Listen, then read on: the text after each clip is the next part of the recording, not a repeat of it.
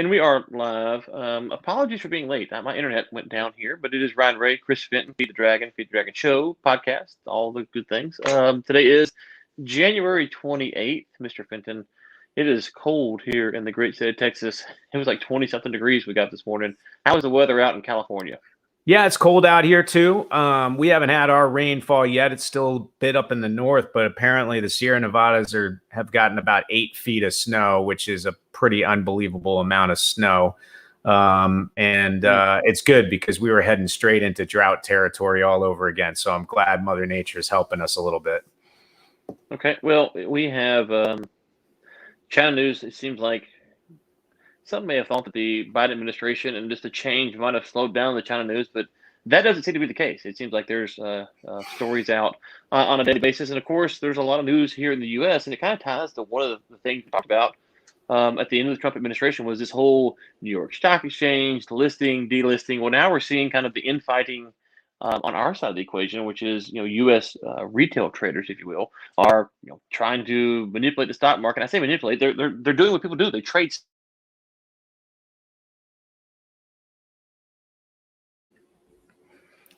Yeah, and I hopefully you can hear me, Ryan, because I lost you. So, but we're talking. Can you hear me? Yeah, I can hear you. But let's talk about. Go ahead.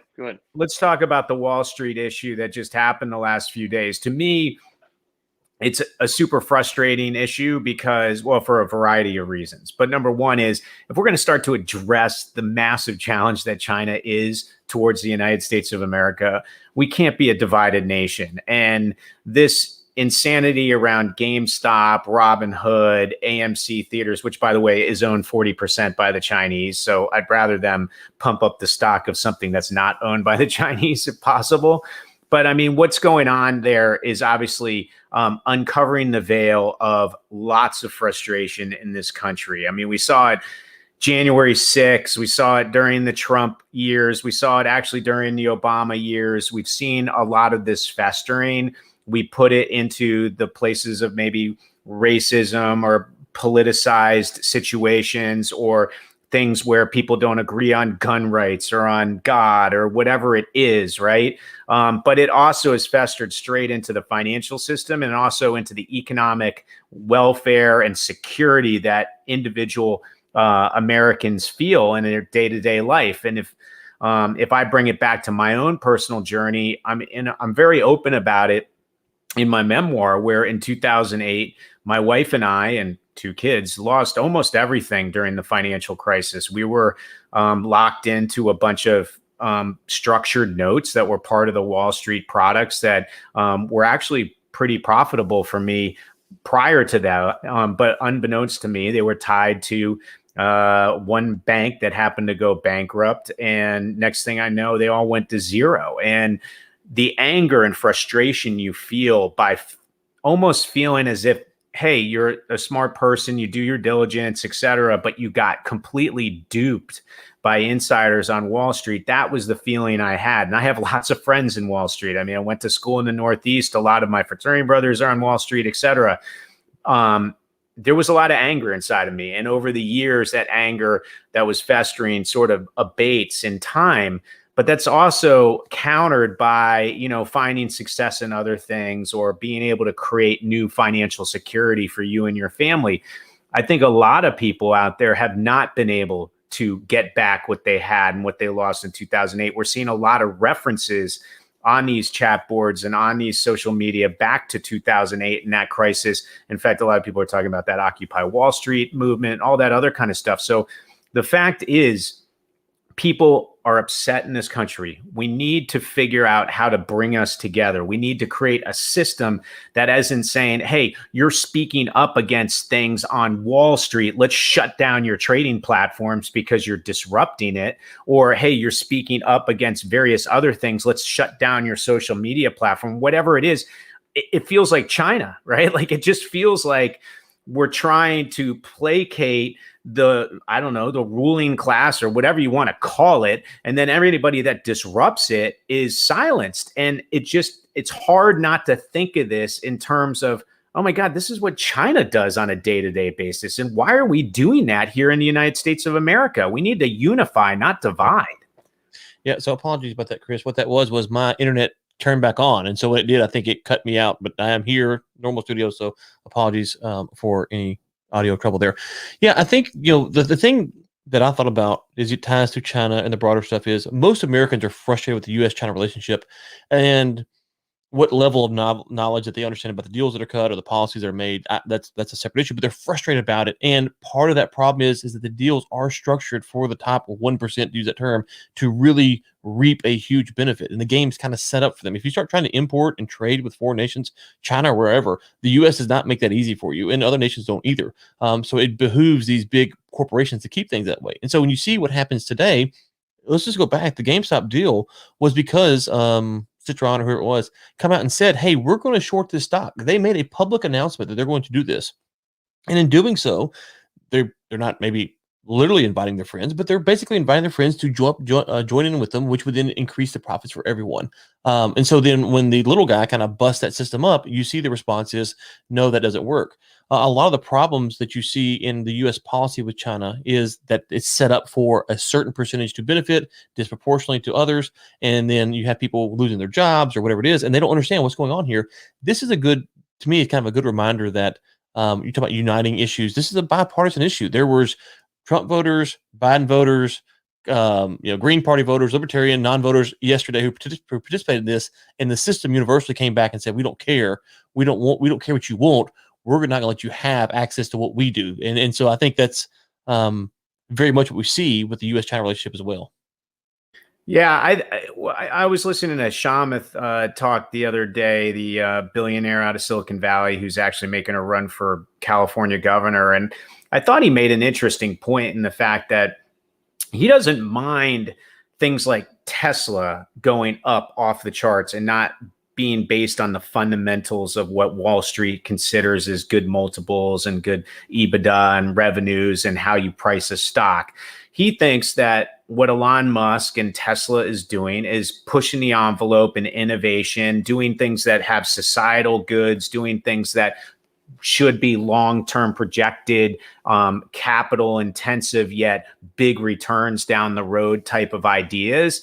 And he's like, people have every right to value that stock where it is because they believe that he is going to create something great. I think the other side of the equation and what he's upset about is that these great investors, these investors that have huge winning records and have been so profitable for all their LPs, et cetera, are actually not really amazing investors. They just figured out how to game the system or front run the system or take advantage or manipulate those that aren't a part of the system. And that's how they make their money. And he's like, that isn't how capitalism is supposed to work. There's supposed to be rules that you follow. And if you're the best person out there at creating a product or service that creates products and revenues, you should be rewarded for that. But to figure out how to front run small investors by having a deal with Robinhood that gives you millisecond head starts on all of their trades, that's not what capitalism was built on. That is greed. That's corruption. That is something that should be regulated. Well, okay. So let's talk about that. That's part of the problem. So I knew that Robinhood was giving my trade data to someone else to let them trade on it, and then I was losing a small percentage. I'm not trading stocks, so I'm buying stocks, holding them. Robinhood's an easy platform, so I can get on there, reinvest my dividends. It's easy to use. So what do I care if I don't get it for a penny or 2 pennies? Listen, someone else make a lot of money, good for them. I don't care. Robinhood offered me a service that allowed me to buy stocks from my phone pretty easy and reinvest a dividend. I'm happy if someone else was making billions of dollars off the high frequency trading. I don't care. But when you then say, hey, guess what? We've done busted those guys up. And I was a part of the deal the past few days with AMC or GameStop. I'm saying, but and now you can't buy those stocks? Okay, well, I'm out because the system was, you were helping these guys out. And then when these other guys come along and did something similar and it just blew through what they wanted to do, you block them. No, then it's over. And so this is I think we could agree, this is the death knell for Robinhood. Like this is, they will be done because they are the people that are using that platform to do what they're doing are people like me and you and everyone else. And one of the things you talked about, the guy's name, I can't remember his name, but I saw him on CNBC, and to me, the hypocrisy of CNBC or Fox Business or any news media outlet to sit there and talk about the dangers and how bad this is. And oh my gosh, while last year the Federal Reserve propped up hundreds of Wall Street companies, and you would literally see their monitors in the background with big green Dow signs and S&P signs. And the bottom ticker would say 100,000 people lose their job today. Job report worse than ever. And they would be talking about how great the stock market is, and oh, it's so lovely. Go home. Like, we don't care. We Main Street was hurting, and you did not care. You wanted to talk about these stupid stocks that are going up. The Dow going up. The S&P 500. Maybe this has changed. Up until I know late last year, only 4 or 5 companies were actually up on the whole year. And they were up enough to cover the losses of the other 495. And no one talks about that stuff. So when the little guy gets a win, you give it to us. I mean, good Lord.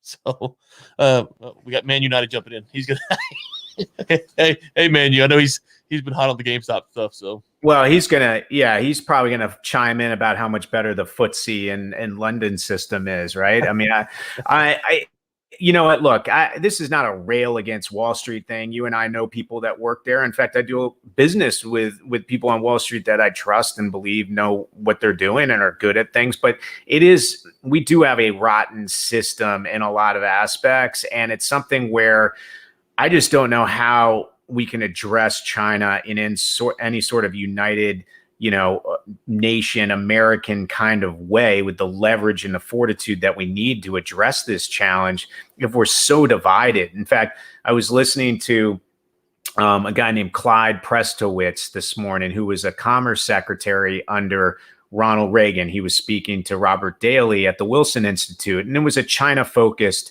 conference, but he actually brought up the fact that we have inherent problems here in the United States of America that are going to make it hard to really have the strength and leverage to tackle a lot of the China issues we face today. And one of the things he brought up was per capita income. And I hadn't heard this stat before, but he said, if you look at the per capita income of the United States, it's by far and away a leading nation in per capita income, with the few exceptions of like tiny little countries like Liechtenstein or Luxembourg or Singapore or whatever it is. But he said, if you take away the top 1 or 2% of earners in the United States of America and then do the per capita income ratio based on the rest of the nations taking out their 1 or 2%, you see United States of America fall way to the back of the pack. In fact, he says you even end up below like countries like Mexico, because we have such a terrible bifurcation of wealth in this country, and the inequality is so off the charts bad that until that gets resolved in some sort of way, you're just simply not going to unite a system that works for everyone, because you have too much influence coming from the highest level of the social demographic of the country, and no one's really representing the masses. And in order to tackle China in the right way, the very sort of big issues that we need to deal with, you need to have a united front. And his argument is like, it's almost impossible to get there. Well, yeah. So I think, you started off by saying it's not attacking on Wall Street. One of the things I try to point out in my commentary is I try to have principles, and those principles, try to apply them as universally as possible. It doesn't mean they're all right, and that's a point of discussion. But so the principle here is that the system is rigged for someone and not for someone else. It happens to be rigged for the elite in this case, and the average against the Main Street. So it's not an attack on Wall Street; it's an attack on unfair business practices and how we're doing things. And so to your point, yes, it's not these. And I think that's a good thing to remind people is you're not attacking Wall Street per se. They are just the people, and it's not just them, it's the SEC and NASDAQ and all these people coming out saying, well, this is kind of dangerous. Part of what gets lost in these discussions, Chris, is they become very partisan. They're not principled. And so if you have a principle, you say that this is good. It doesn't matter if Trump does it or if Biden does it or whoever does it. It's a good thing. It's just a good thing. If it's a bad thing, it's a bad thing. And I think we have to talk about uniting people, understanding how to talk about the China issue. We have to get some semblance of principles. This is right because of this. This is wrong because of that. And in today's political climate, we've lost that. And so you talk about, how do we deal with the decoupling issue? That's there's a lot of principles involved with that. But I think for me, the issue when we talk about China or the Wall Street stuff is we've lost our principles as a nation, and we're so partisan that we're afraid to say, well, okay, Biden's right on this one or Trump's right on this one. Listen, mean, if you have principles, then it doesn't matter who espouses them, right? You might question their motivation, which is fine, but the principle is the principle. Well, and Clyde this morning with Robert Daly brought up the principal issue also, and in fact, he used Apple as an example, right? So Tim Cook, between him and the gaggles of lawyers and lobbyists that Apple has, Tim Cook has the greatest access and the greatest influence inside of the Beltway, along with many other C-suite individuals with companies of that size, and stature, and influence globally, right? Tim Cook could pick up the phone and get anybody on the phone on the other end in Washington, D.C., and essentially pitch what he needs to get done and give a good reason for it. And most likely that will get enacted in some sort of way towards possibly accomplishing what he's asking for. Yet at the same time, here's this guy who's got massive business in China, massive global influence all over the world, a company that's got global influence all over the world. And when it comes to Beijing, the company has no influence. In fact, all they can do is hear what Beijing wants them to do and either say yes to it or no to it. And pretty much they always say yes to it. And he gave an example, which was a year ago, and a little over a year ago, the Hong Kong protesters in Hong Kong. A lot of the young kids, that generation that was protesting, were using various apps to help with those particular protests. One of them happened to be an app where you could actually see where the gatherings of police were throughout the Hong Kong area. So they would protest in areas where there weren't as many police. Beijing called Apple and Tim Cook or whoever it was, and they asked them to take that app off of the Apple platform so that people couldn't purchase it anymore. And Apple did. They also did the same thing with the Xinjiang province, which was, hey, we don't want you talking about what's happening there. And then they give what's happening there, which is re-education, and everybody's loving it. And the Uyghurs are having the best life of their, possible, and all that kind of whatever that party line is.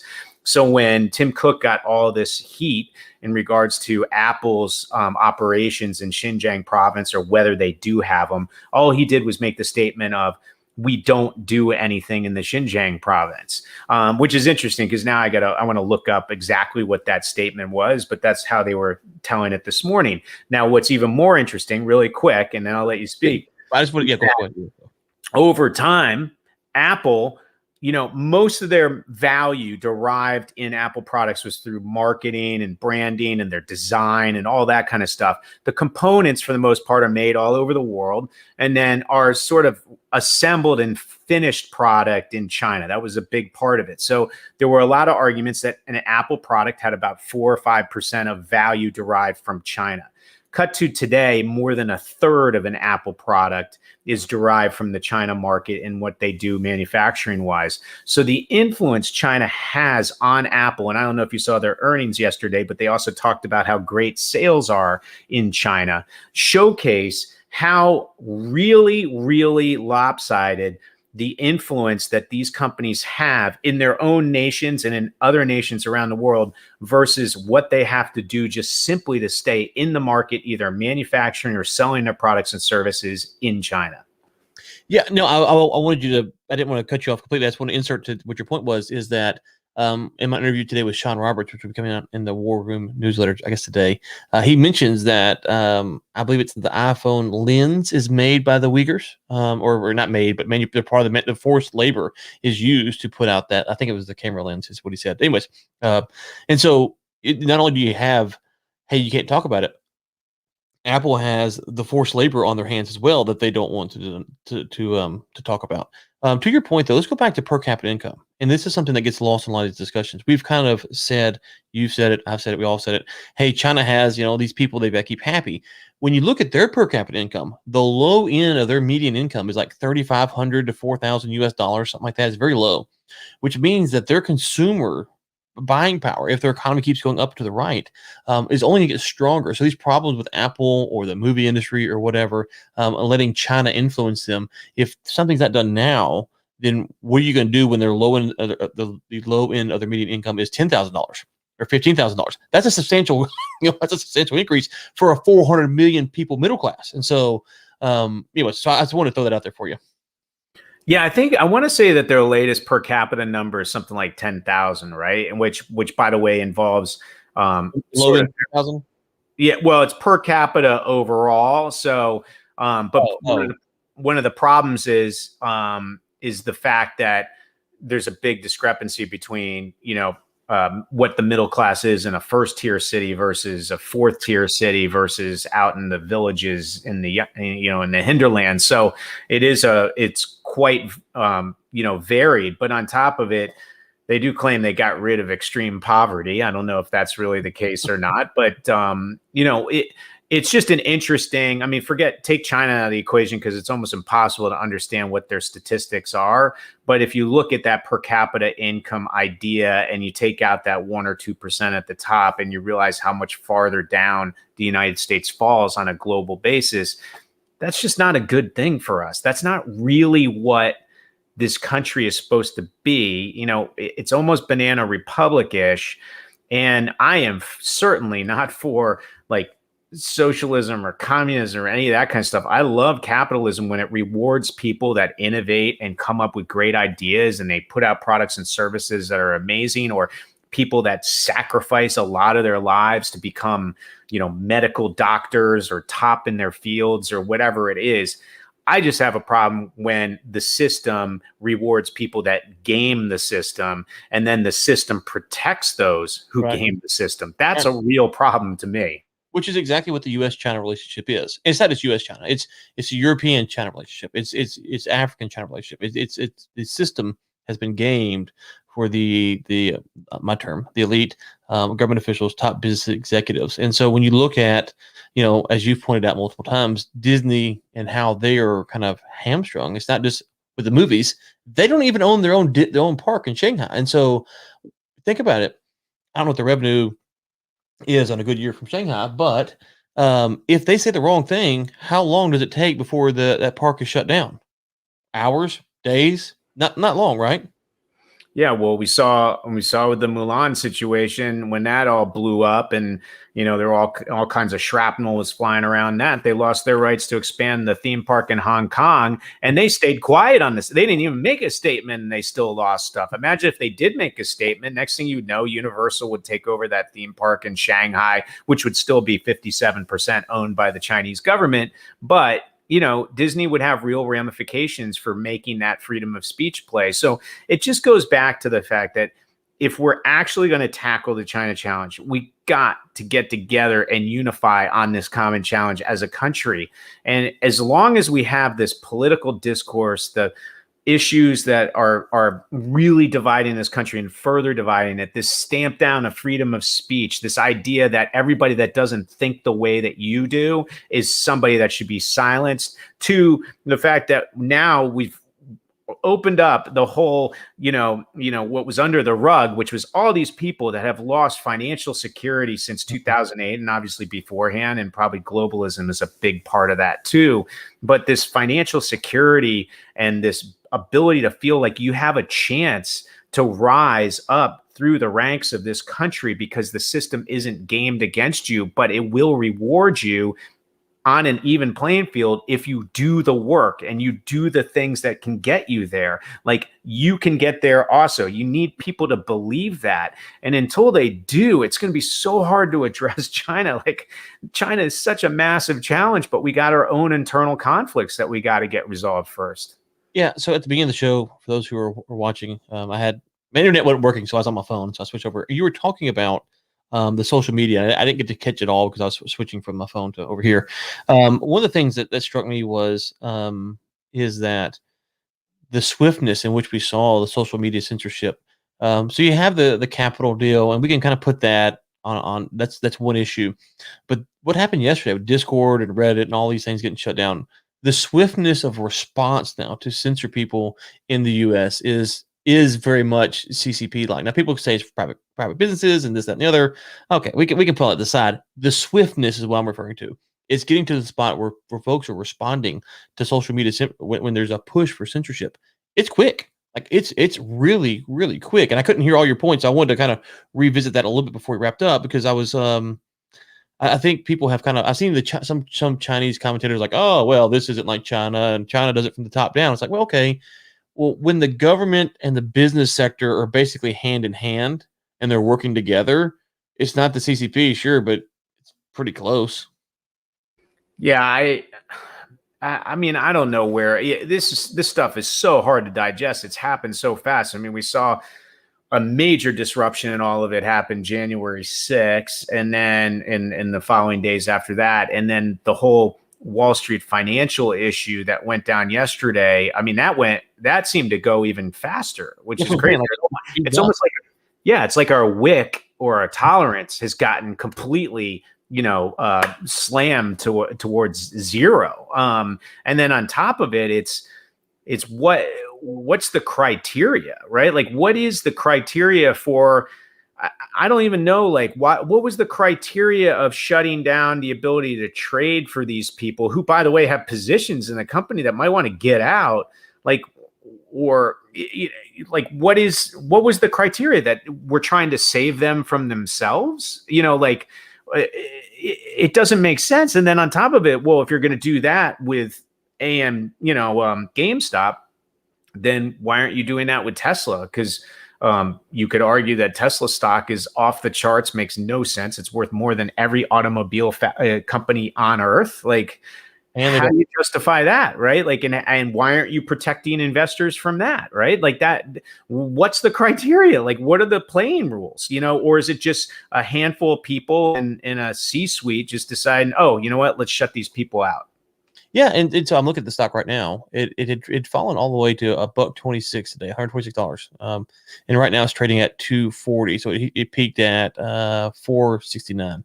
And so folks were locked out. And so yesterday the narrative was, well, we don't want these people. I think it got over 500 overnight, and I would argue $126 is probably about $120 too much. So. Oh, it's definitely overinflated. I agree. And so. But you say, hey, we're the news yesterday was we're worried about people getting locked out, or we're worried about people losing money, and then you lock them out, which forces them to lose money. Like, you're worried about them losing money, and then you make it where you ensure they lose money. To me, that's the most cruel thing you can do. Is you tell people, well, we're trying to protect you so you don't lose money, and then you make them lose money so they feel the pain of whatever it was that you're going to protect them from, and so more of a deterrent. And there's Joe. Brilliant point, Chris Fenton. So yeah, I appreciate that, Joe. Thanks. But by the way, people can dissent from our opinion here too. So, but thank you, Joe. I appreciate that. And I will say, I don't know at what point did Wall Street and all the players around Wall Street actually really care that people could lose a lot of money and stuff. I don't remember this like empathy for the average investor rearing its head ever. So today we finally woke up and we're like, oh, we should have sympathy for these investors that are in over their head. No, it's not. That's not what's going on here. And it's just super frustrating to watch play out. And for me, I don't want to take sides in this thing. I just want to say, I need a united nation. You need one. Everybody that's talking this challenge that we face with China all needs us to unite on this common challenge. And while we have these terrible things that are happening in this country that are tearing us apart, we get farther away from actually addressing a bigger global threat. Okay. Anything else before we get out of here today that you want to touch on? Yes. I'm going to bring up one other thing that was brought up at the Wilson Institute this morning between Clyde and Robert Daly, which was this idea of decoupling, right? Which I don't think realistically we can fully decouple from China, and nor do I think we should, right? There's two big reasons. One is to decouple from the other superpower would create a Cold War and move us towards a Thucydides trap or a war down the road. So having some sort of coupling that keeps the glue bonded from actually having a real hot conflict is a really good thing. Number two is, I like the Chinese people. I think there's great people in China. They're not part of the Communist Party. They're not part of the, Dr. Evil side of the CCP or whatever. They're good people. They're human beings just like us. So I don't want to decouple from good people all around the world because we're all in this together in a weird way. And I don't want to get all hippy dippy or whatever. But anyway, you get my point there. And number 3 is we help build that huge damn economy that they got, the huge market. Like, let's monetize it. Like, but let's disrupt the way we've been doing it, which is kowtowing to them and having an unfair playing field and all that other crap. And then redo it the way Europe did with the US in the early 1800s and start making money, but doing it on our terms, not theirs. So that brings me back to the decoupling conversation, where this particular author was Clyde Pressowitz was arguing that we should decouple. And his argument is, and by the way, I'm not saying he's wrong, but his argument is China's decoupling from us anyway. And he said, and he's a lot older than me, so he's been through a lot of this stuff. But he said in 1993, we had GPS, satellite navigation. They said, we don't want to use the Western form of satellite navigation. And they put a 30-year plan together to build their own GPS network. And it just launched recently. And they have their own because they did not want to couple with us on something that's so important on a national security level.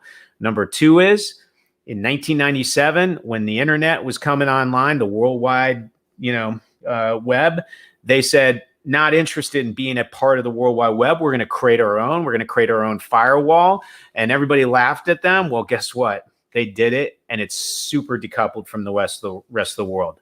And then the third thing he brings into play today is their move towards microchips and having all of that made, their microprocessors, microchips, all made inside of China, and having no entanglement with anything from the outside, because they believe once they get there, then their technology business is insulated from the rest of the world and being disrupted.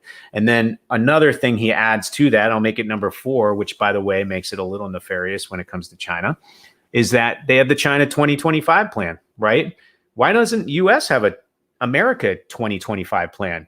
Because we can only think about a day or 2 in advance. That's the problem. But we need to start thinking that way. And that China 2025 plan is essentially about how do we further decouple from the United States and the rest of the Western allies? And they are doing it. So whether we want to decouple or not, China's doing it. So we need to be aware. So I'm going to process that in my whole, I don't want to decouple from China argument, because I still believe in that. But it is an interesting point of view when it comes to China. It is. And I will just, I'll just chew on that some too. I'll say this, that we should not decouple. I'm with you. And I think not only for a lot of reasons, it doesn't make sense, but if you look at just the Uyghurs, and I'm going to be beating the Uyghur drum. So the Hong Kong deal, I think, is gone. We're not getting that back. But I will be beating the Uyghur drum because that is a spot to where you can make some ground. Taiwan, not too sure about that. We'll see. But the Uyghurs is going on. So that's a very complex issue on what all they're doing and whatnot. But to put simply, to decouple would only make the Uyghur atrocities worse, right? It makes it worse. They're not going to get treated better by decoupling from the U.S. Us pulling out and leaving them alone is not going to fix these Hong Kong these human rights violations.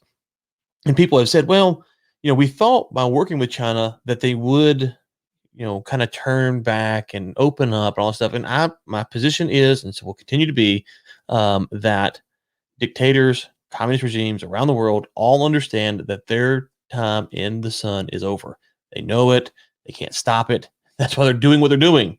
So the easy thing for us to do is to pull out, and then you give them more runway. Whereas if you stay with them, it makes it harder for them to do what they want to do. They have to keep these people happy, fed, living lives, not the Uyghurs, but the Han Chinese. And so, you look at North Korea. The reason North Korea has such a tight rein on its people is because they don't work with the outside nations like China does. So for all China's flaws, pulling out puts it further back from opening up. And so, it's a tough thing to do. There's a lot of problems, a lot of things that you pointed out, I think, from your the call this morning that are interesting. But I think decoupling really only allows more human rights atrocities to go on.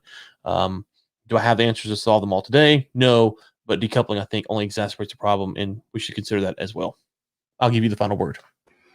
Final word is thank you everybody for listening to us. By the way, what you said there was right on the money. And I'll also say that I really appreciate everybody tuning in because we just solved all the United States internal problems and we actually figured out the challenge of China moving forward. So I think we'll have to come up with a new topic and issue podcast moving forward, right?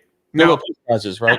A couple Nobels for us. Yeah, exactly. No, thank you everybody for tuning in and excited to tackle a bunch more of the topics that we didn't get to today. And, Godspeed, everyone. Hopefully we figure out a way to unite a little better here.